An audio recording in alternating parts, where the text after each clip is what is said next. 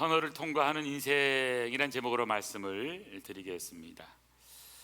믿음의 사람은 굴 속에 들어가는 것이 아니라 터널을 통과하는 존재라고 말씀을 드릴 수가 있습니다. 여러분, 우리 인생은 동굴 속에 들어가서 거기에 끝나는 것이 아닙니다. 동굴이 아니라 어두운 터널이지만 터널을 통과하게 됩니다. 믿음의 사람 요셉은 억울하게 누명을 쓰고 옥에 들어갈 수 있었습니다. 또 구덩이에 빠져서 내리막길을 걸어가게 되기도 했습니다. 하지만 그것은 영원히 머무는 곳이 아니고 구덩이는 다시 나오는 자리가 되고 감옥은 오히려 더 고속도로처럼 더 귀한 역사를 이루는 그런 사역의 장이 되기도 합니다. 어느 날 이른 새벽에 50번 고속도로를 탄 적이 있습니다.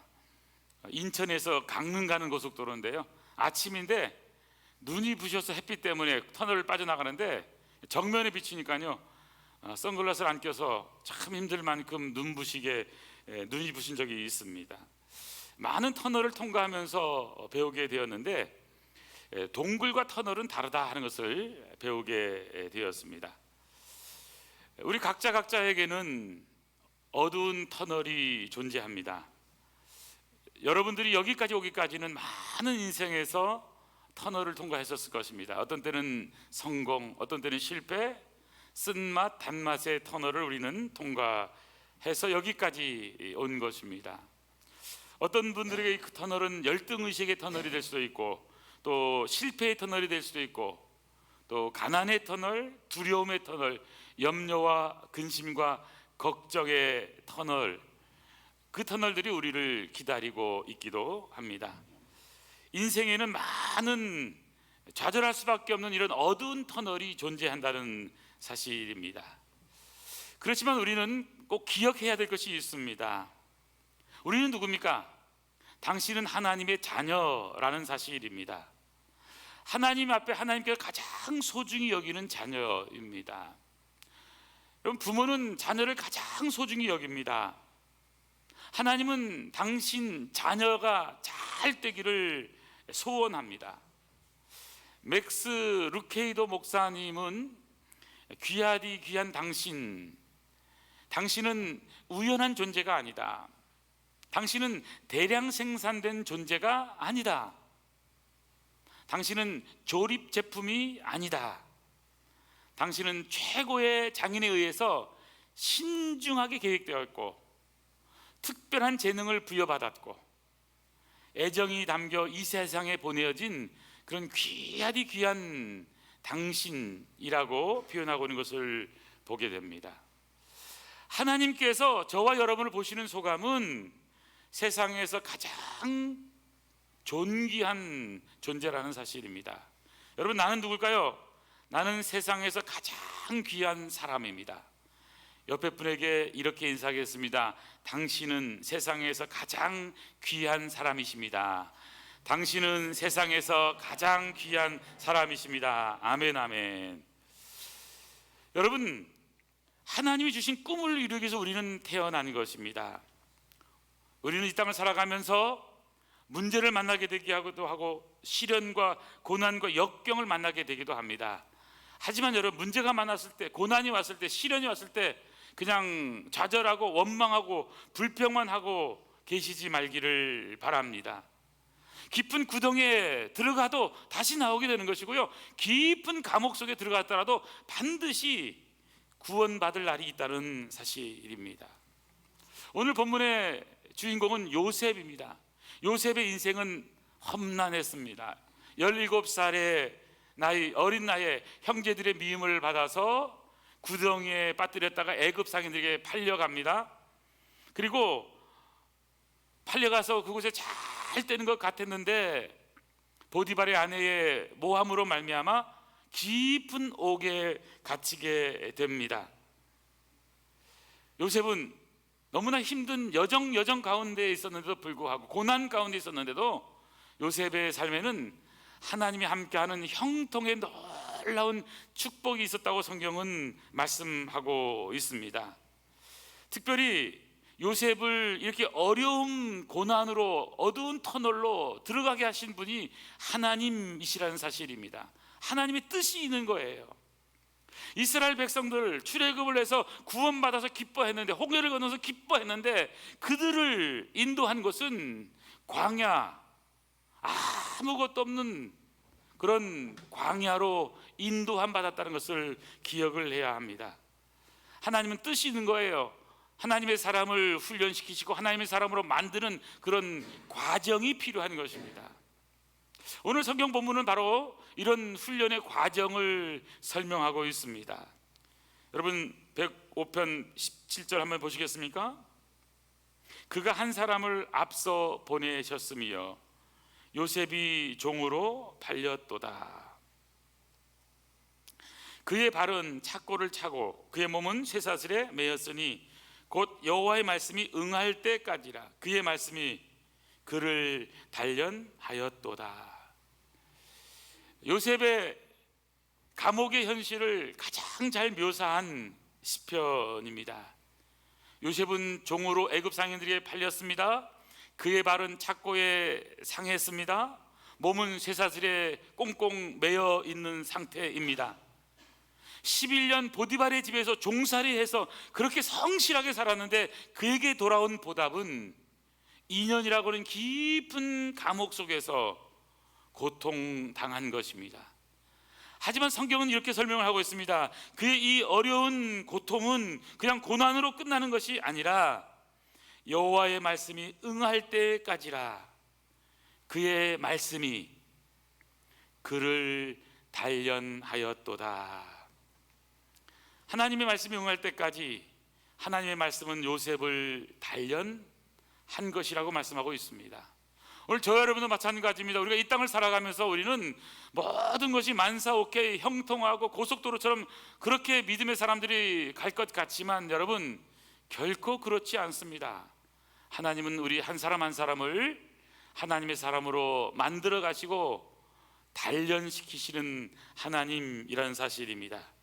그렇기 때문에 우리는 이 인생을 살아가면서 어두운 터널을 통과하는 인생을 살아가면서 우리는 어떠한 자세로 살 것인가 하는 것을 오늘 본문을 통해서 세 가지로 배우기를 원합니다. 첫 번째, 어두운 터널을 통과할 때 우리는 어떻게 통과해야 될까요?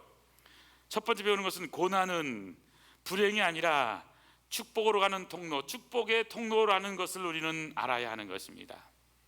문제가 있습니까? 시련이 있습니까? 고난이 있습니까? 여러분, 그것 자체는 힘들고 어렵지만 그것이 여러분 우리 인생에서 결코 불행이 아니라는 것을 기억해야 됩니다. 오히려 문제는 기적을 일으키는 재료가 되고요, 축복의 놀라운 통로가 될 수 있다는 사실을 우리는 기억해야 합니다. 성경에서 말하는 것은 하나님의 사람, 믿음의 사람, 신실한 사람, 요셉같이 신실한 사람도요, 고난에서 면제된 사람은 한 사람도 없다는 거예요. 나는 고난이 없었으면 좋겠다. 여러분, 그건 기독교가 아닙니다. 오히려 성경은요, 신실한 사람들, 의인은요 고난이 많대요. 제가 좋아하는 성경 말씀 가운데 시편 34편 19절 말씀에 보면 의인은 고난이 많으나 여호와께서 그의 모든 고난에서 건지시는도다. 의인은요 고난이 많다고 성경은 말씀하고 있습니다. 나는 고난을 받았기 때문에 나는 무슨 큰 죄를 지어서 이런가, 여러분 이렇게 생각하지 마시길 바랍니다. 성경은 분명히 이렇게 말합니다. 의인은 고난이 많다. 그러나 두려워하지 말 것은 반드시 하나님은 하나님의 때에 하나님의 방법으로 단련시킨 다음에 구원시켜 주신다는 사실입니다. 믿음의 사람, 하나님의 사람은 고난을 많이 받을 수가 있습니다. 하나님 말씀에 순종하시면, 성령의 인도 따라가면 그것은 가시밭길이 될 수가 있는 겁니다. 하지만 하나님께서는 당신의 자녀들을 한 사람도 빼놓지 않고 다 건져주시고 하나님의 선한 길로 인도해 주신다는 사실입니다. 어떤 경우 하나님을 믿으면 고난이 없다 이렇게 가르치는 경우, 여러분 이것은 기독교가 아닙니다. 이 땅에서의 소망만 이야기하는 것, 이것은 우리 기독교가 아닙니다. 그것은 복음이 아니라 그것은 어떤 의미에서는 사기라고 말씀을 드릴 수가 있을 것입니다. 한쪽만 얘기하는 것입니다. 여러분, 이 땅에 살아가는데 고난이 있습니다. 어려움이 있습니다. 어두운 터널을 만나게 되는 것입니다. 의인은 오히려 고난이 많다고 성경은 말씀하고 있습니다. 세상의 의인이 아니라 하나님께서 인정하신 의인, 고난이 많은 것입니다. 그러나 이 고난은 고난 자체가 아니라 복된 고난이고 우리를 단련하는 고난이고 하나님의 더 위대한 역사를 이루는 고난인 것입니다. 운동선수가 여러분 훈련 없이 그냥 공짜로 위대한 선수가 될 수 없습니다. 이것은 여러분 우리 믿음의 삶도 마찬가지입니다. 믿음의 사람 단련하고 훈련 받은 다음에 위대한 하나님의 역사를 이룰 수가 있는 것이죠. 실제로 우리가 돌이켜 생각을 해보면 요셉이라고 하는 한 사람, 그런 꿈을 꾸었고 하나님을 잘 믿는 믿음 속에 있었고 여러 가지 어려운 고난을 받으면서도 성경에 보면 요셉이 하나님을 원망했다, 하나님께 불평했다, 짜증냈다, 이런 기록이 안 나옵니다. 요셉은 많은 어려운 그런 어두운 터널을 통과하잖아요. 그런 가장 가까이 있던 형제들에게 버림받음에 여러분 아픔을 경험하게 됩니다. 버림받음의 터널이 있는 거예요. 또한 모함을 받잖아요. 오해를 받잖아요. 보디발에게 오해를 받게 되고 또 보디발의 아내에게 모함을 얻게 되고 배신을 당하는 터널을 통과하게 되기도 합니다. 뿐만 아니라 그가 감옥에 갔을 때 꿈을 잘 꾼 것을 해석해 주니까 여러분 그 술 맡은 관원장이 술술 풀렸잖아요. 술술 잘 풀렸거든요. 그래서 술 맡은 관원장에게 특별히 부탁을 합니다. 좀 가면은 잘 좀 나를 좀 봐달라고. 그렇지만 다 잊어버리잖아요. 창세기 40장 23절 보니까 술 맡은 관원장이 요셉을 기억하지 못하고 잊었더라. 만 2년 후에 바로가 꿈을 꾼즉 자기가 나의 강가에 서 있는데, 술 맡은 관원장이요 요셉을 잊어버리는 겁니다. 여러분 은혜 받은 사람은 잘 잊어버리는 것 같아요. 은혜는 우리가 마음속에 잘 깊이 간직할 필요가 있습니다. 요셉은 2년 동안 칠흑 같은 감옥에 갇혔는데도 오히려 술 맡은 관원장이 잊어버린 것 때문에 절망할 수도 있었을 것입니다. 그러나 여러분 거기서 끝나는 것이 아닙니다. 오히려 이 고난은 불행에서 끝나는 것이 아니라 오히려 축복으로 가는 하나의 과정이라는 사실을 우리는 꼭 배우게 되는 거죠. 오늘 본문 속에서 보면 두 번째입니다. 어두운 터널을 통과하게 될 때 우리는 사건보다 반응을 잘하는 능력을 우리는 키워야 됩니다. 사건보다 해석이 중요한 것입니다. 인생에서 중요한 것은 어떤 사건이 아닙니다. 사건을 만났을 때 나의 반응입니다. 우리가 이 땅을 살아가면서 변화시킬 수 있는 것이고 변화시킬 수 없는 것이 있잖아요. 나이가 들어가는 것 변화시킬 수 있습니까? 검은 머리가 하얀 머리 되는 것, 머리가 빠지는 것, 얼굴에 주름이 많이 생겨가는 것 바꿀 수 있습니까? 지나간 과거, 나의 고향, 나의 성씨, 여러분 나의 피부색 바꿀 수가 없는 것입니다. 변화시킬 수 있는 것이 있고요, 변화시킬 수 없는 것이 있습니다. 변화시킬 수 있는 것은 변화시켜야 되겠지만 변화시킬 수 없는 것은 받아들일 수 있는 믿음과 용기가 필요한 것이죠. 리차드 니버 목사님이 기도했던 것처럼 하나님, 변화시킬 수 있는 것은 변화시키게 하시고 변화시킬 수 없는 것은 받아들일 수 있는 용기를 주시옵소서. 변화시킬 수 있는 것과 변화시킬 수 없는 것을 분별할 수 있는 지혜를 주시옵소서. 우리는 얼마든지 변화시킬 수 있는 것들이 있습니다. 여러분 가만히 앉아 있어도요 마음에 미소를 가지면서 참 주님의 은혜가 너무 커, 나는 행복한 사람이야, 너무 감사해. 여러분 얼굴에 만면의 미소는 변화시킬 수가 있습니다. 웃어보시기 바랍니다. 얼마든지 변화시킬 수 있습니다. 인사하는 것 변화시킬 수 있는 거예요. 돈이 없어서 여러분 성공 못하는 게 아닙니다. 돈 안 되는 것만 잘해서 성공합니다. 시간 약속 잘 지키는 것, 예의 바른 것, 인사성 있는 것, 긍정적인 것, 축복의 말을 해주는 것, 성실한 것, 부지런한 것, 열정적인 것. 여러분 이게 돈이 들어가는 게 아니잖아요. 오히려 우리는 돈 안 드는 것을 잘하는 것이 승리의 비결일 수 있는 거예요. 우리가 이 땅을 살아가면서 우리는 어두운 터널을 통과하는 존재입니다. 하지만 여러분, 어떤 사건을 만났을 때 그 사건을 받아들이는 우리의 자세, 반응 자세가 너무너무 중요하다는 사실입니다. 요셉은 어떤 자세로 받아들였을까를 한번 깊이 생각을 해보게 됩니다. 아버지, 어머니의 심부름으로 형들이 있는 먼 곳에 이제 도시락을 들고 갔습니다. 그래서 형님 나왔어요. 그런데 형님들의 생각은 달랐습니다. 저 꿈꾸는 자가 온다 그러면서 오히려 미움과 증오를 가지고 동생을 구덩이에 넣고, 아니 나중에는 팔아버리고, 그리고는 이제 동물의 피를 옷에 발라가지고는 아버지에게 갖다 줍니다. 사랑하는 동생이 이 피입니다. 동물에게 물려 죽은 것 같아요. 여러분, 이런 어려움을 만난 이 요셉의 반응은 어떤 반응일까요? 여러분, 요셉은요 원망의 반응이 아닙니다. 불평의 반응이 아닙니다. 하나님이 하셨다라고 하는 하나님의 섭리 반응을 하고 있는 것입니다. 이해가 안 돼요. 하지만 무슨 뜻이 있겠지. 시작. 무슨 뜻이 있겠지. 우리는 문제를 만납니다. 어려움을 만납니다. 병마를 당하게 되기도 합니다. 가장 먼저 우리가 할 수 있는 반응은, 아니 왜 하필 나에게, 내가 뭐 그렇게 큰 잘못한 것이 없는데 왜 나에게 이런 일이 있어야 돼? 우리는 이렇게 반응할 수가 있습니다. 그렇지만 여러분, 원망한다고 문제가 해결되는 것이 아닙니다. 오히려 하나님은요 그것을 통해서 무슨 계획이 있고 무슨 뜻이 있는 거예요. 그래서 우리 입술의 고백은 이해가 안 돼도요 무슨 뜻이 있겠지. 하나님은 원망하고 불평하는 것을 제일 싫어하십니다. 부정적인 것을 그렇게 싫어하세요. 이스라엘 백성들이 하나님을 원망합니다. 모세를 원망합니다. 지도자를 원망합니다. 왜 애굽에 장지가 없어서 우리를 여기까지 와서 죽이려고 하느냐? 왜 우리를 이렇게 굶겨 죽이느냐?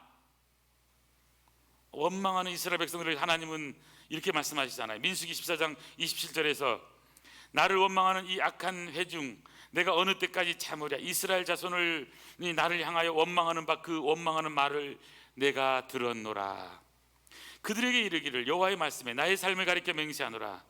너희 말이 내 귀에 들린 대로 내가 그대로 행하리니. 원망하는 말을 들은 하나님께서 안타깝게 이스라엘 백성들에게 하는 말은 내 귀에 들린 대로 그대로 행하겠다는 겁니다. 말이 씨가 된다는 것입니다. 하는 말이 결과를 낳게 되는 것입니다.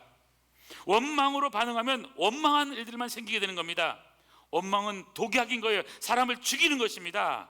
그렇기 때문에 성경은 원망하지 말라, 원망하다가 다 멸망당했다라고 성경은 기록하고 있는 거예요. 이스라엘 백성들이 이 원망에 대해서 고린도전서 10장 10절에서 사도 바울에게 고백합니다. 그들 가운데 어떤 사람들이 원망하다가 멸망시키는 자에게 멸망하였나니 너희는 그들과 같이 원망하지 말라. 원망하다가 멸망당했다고 말씀하고 있습니다. 성경에 보면 요셉은 원망했다는 말이 안 나옵니다. 자기를 팔아먹은 형들을 원망했다, 이런 성경의 구절을 찾아볼 수가 없습니다. 자기에게 누명을 씌운 보디발의 아내를 원망했다, 이렇게 성경은 나와 있지 않습니다.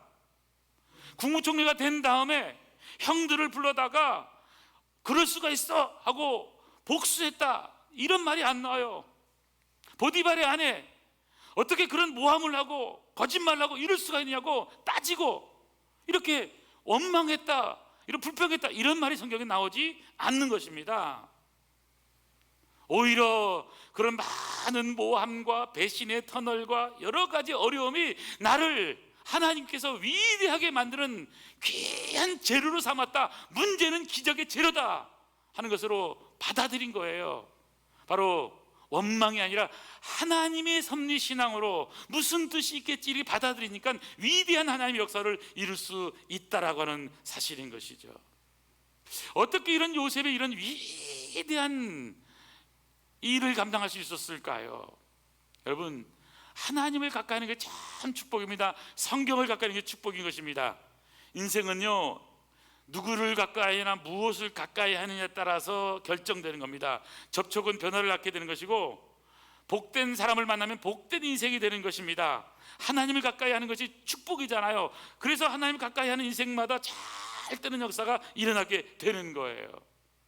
저는 그런 의미에서 동일한 것도 어떠한 마음의 자세로 살아가느냐가 너무너무 중요한 것입니다. 문제가 있습니까? 고난이 있습니까? 이런 많은 어두운 터널이 우리 앞에 놓여 있습니까?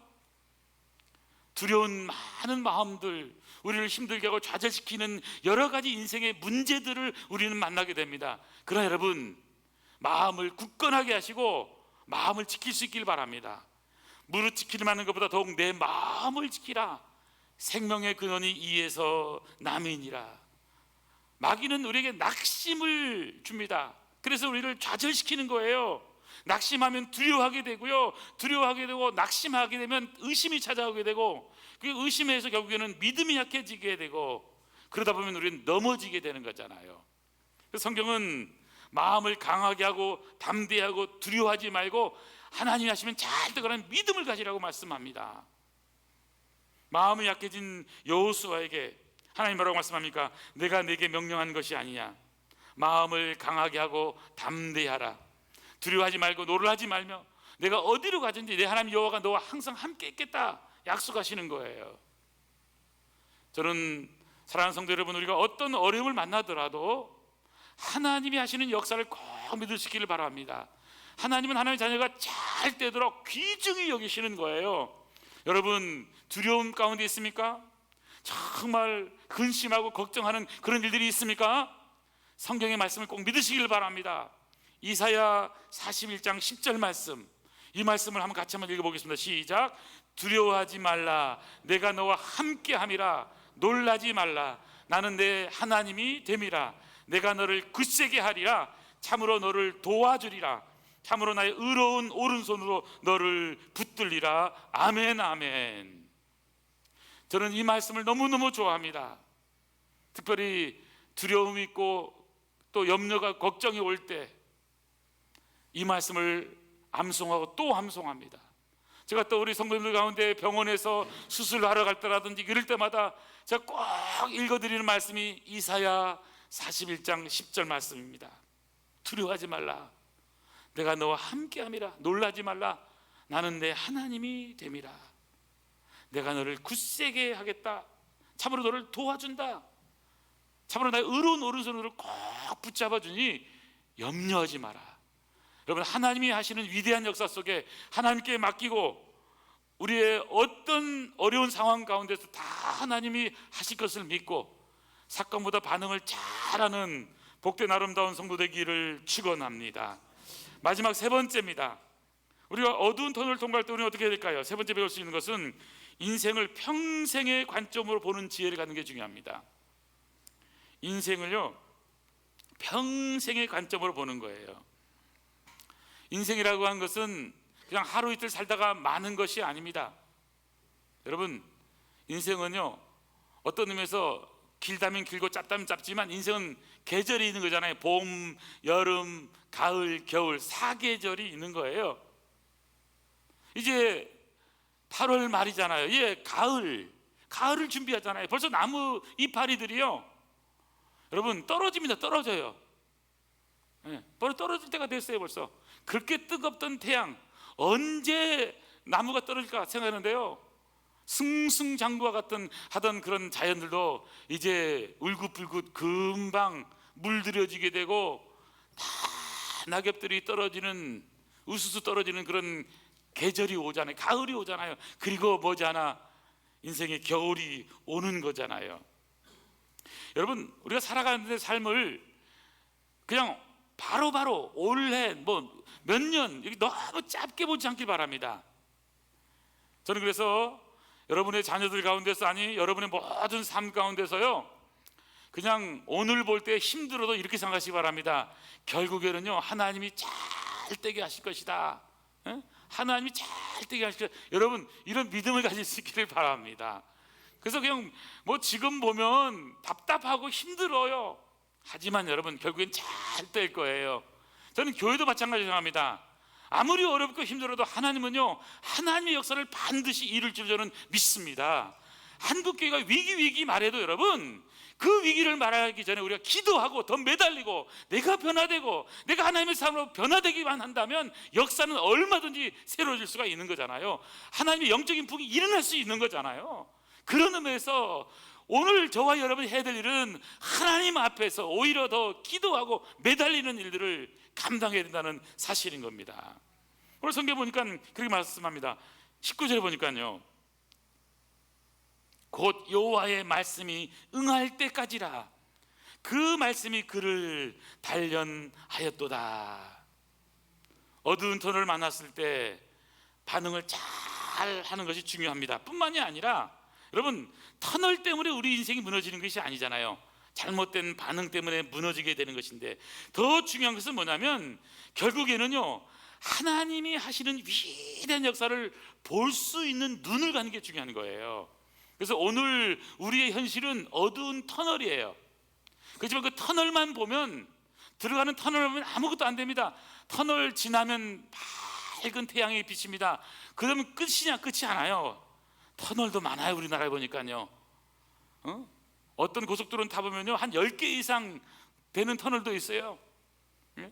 얼마 전에 저 상주라고 하는데 다녀왔는데, 갔다 왔다 하는데 한 20번 정도 터널을 통과한 것 같아요. 20번 넘은 것 같아요. 저희 어머니를 태우고 이제 같이 갔는데 보니까 20몇 번 세시더라고. 보니까 터널 하나 둘 세시는데, 근데 여러분, 이 터널이라고 하는 것은 통과하는 과정입니다. 과정. 그래서 저는 터널이 뭘까 생각해보면, 터널은 여러분, 하나님의 사람을요 단련시키는, 온전한 사람으로 만드는 훈련장이 될 수 있다는 사실입니다. 훈련장이다. 여러분에게 어떤 터널을 여러분 지금 통과하고 있습니까? 자녀가 여러분을 힘들게 합니까? 여러분 가정에서 힘든 일이 많이 있습니까? 사업에서 힘든 일이 있습니까? 병마가 나를 힘들게 하고 좌절하게 합니까? 여러 가지 관계의 문제 때문에 어두운 터널이 나에게 문제가 놓여 있습니까? 여러분, 이런 것은요, 하나님의 사람, 믿음의 사람인 나를 온전하게 변화시키는 훈련장이라니까요. 그걸 너무 여러분 터널을 바꾸려고 하지 마세요. 그냥 받아들이세요. 그리고 나를 바꾸세요. 나를 바꾸세요. 내가 변화되세요. 자신도 바꾸지 못하면서 어떻게 다른 사람을 바꿉니까? 제가 요즘 묵상한 말씀입니다. 제가 성도들을 어떻게 바꿀 수 있겠어요? 나도 나를 못 바꾸는데. 주님, 제가 변화되길 원합니다. 내가 달라지길 원합니다. 주님, 나를 변화시켜 주시옵소서. 그러니까 내가 바뀌어져야, 그래야 이제 이 변화의 역사가 시작이 되는 거잖아요. 지금 요셉이라는 분은 감옥의 터널을 만날 때 오히려요, 그는 성실함으로 반응하잖아요. 나중에 성경에 보면 어느 날 보니까요, 술 맡은 관원장, 떡 굽는 관원장이 얼굴에 눈빛이 다른 거예요. 눈빛이 다른. 그래서 먼저 묻습니다. 아니 무슨 일이 있었습니까? 꿈꾼 거거든요. 꿈꾼 거. 그러니까 벌써 얼굴을 보면서 근심이 있다는 걸 벌써 알아볼 수 있는 그런 민감함이 있는 거예요. 저는 그런 의미에서 오늘 우리가 만나는 여러 가지 터널은 믿음의 사람인 나를 변화시키는 훈련장이 될 수 있는 거예요. 뿐만이 아닙니다. 여러분, 우리가 만난 여러 가지 문제들, 이런 터널은요, 오늘 우리가 어떤 삶을 살 것인가를 결정하는 자리가 되는 거예요. 요셉은 자신이 할 수 있는 최선을 다해서 섬기는 일을 합니다. 섬기는 일.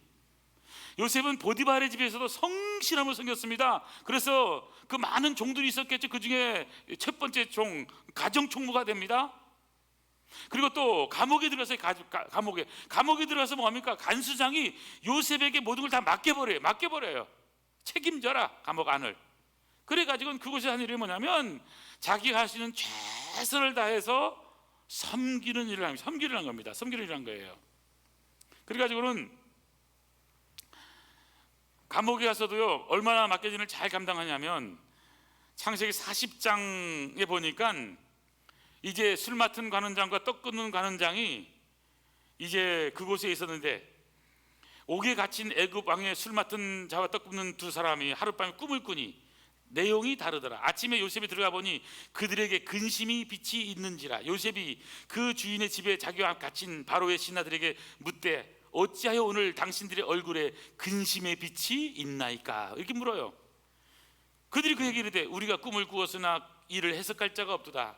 요셉이 그들에게 이르되 해석은 하나님께 있지 아니하니까 청하건대 내게 이르소서. 그래가지고요 꿈을 해석해 주는 겁니다. 술 맡은 그런 관원장의 꿈이 뭐예요?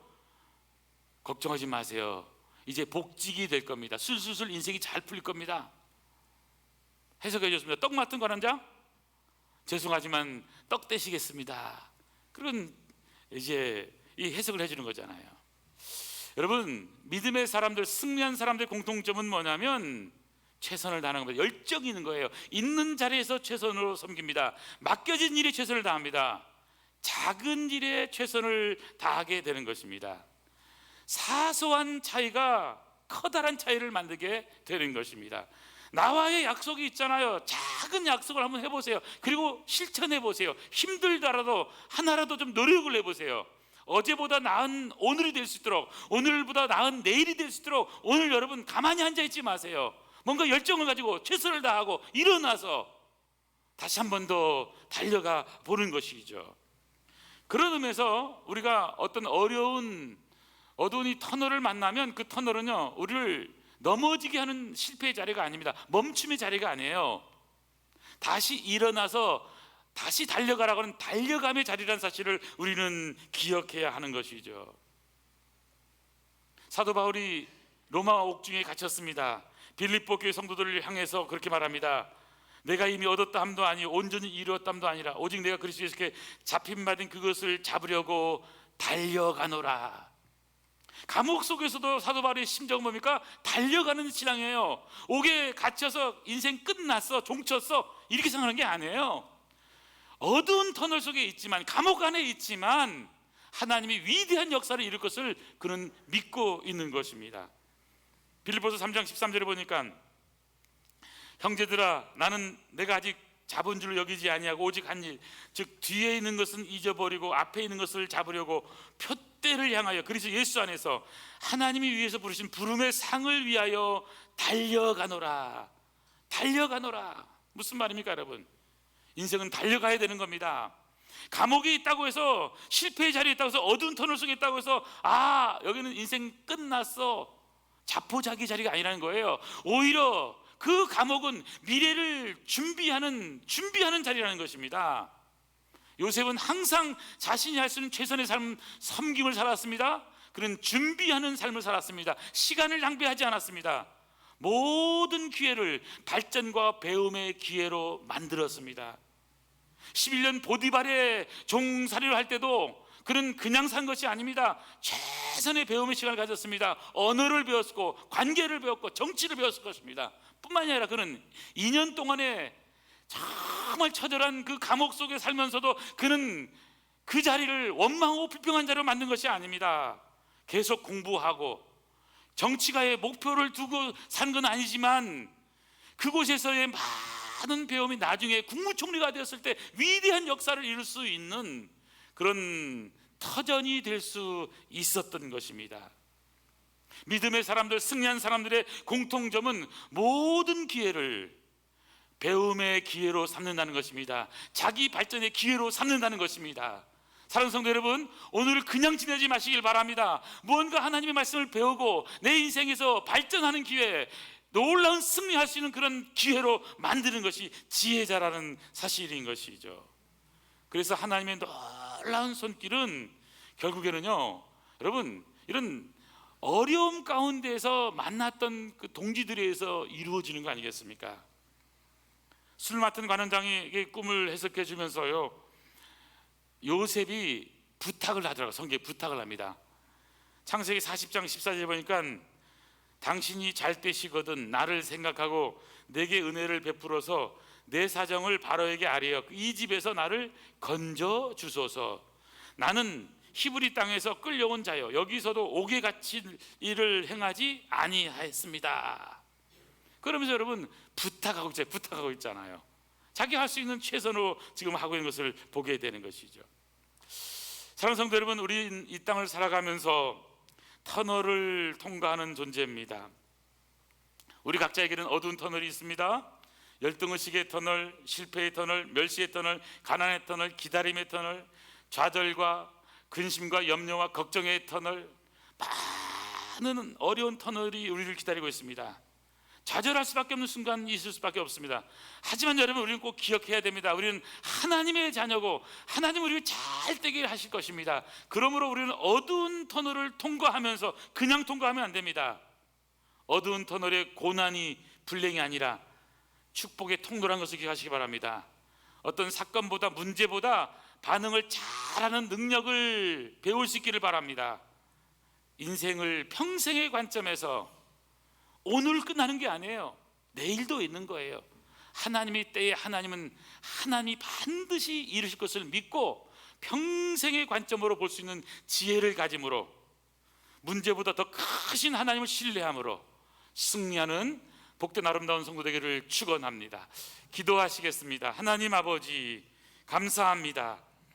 부족하고 연약한 우리를 대신해서 십자가에 죽으셔서 우리의 모든 죄를 담당하시고 우리에게 사망에서 생명을 옮기시고 죽음의 권세를 이기시고 영생을 우리에게 허락하시고 우리에게 놀라운 은혜를 베풀어 주신 아버지 하나님의 놀라운 은혜를 받은 저희들이 이 땅을 살아가면서 광야 같은 세상에서 어두운 터널을 통과하면서 우리는 좌절하게 되고 시리에 빠지게 되고 절망하게 되고 그래서 너무나 힘든 과정 속에서 자포자기하는 인생을 살게 되기도 합니다. 하지만 주님이 주시는 놀라운 힘으로 다시 일어나게 하여 주시옵소서.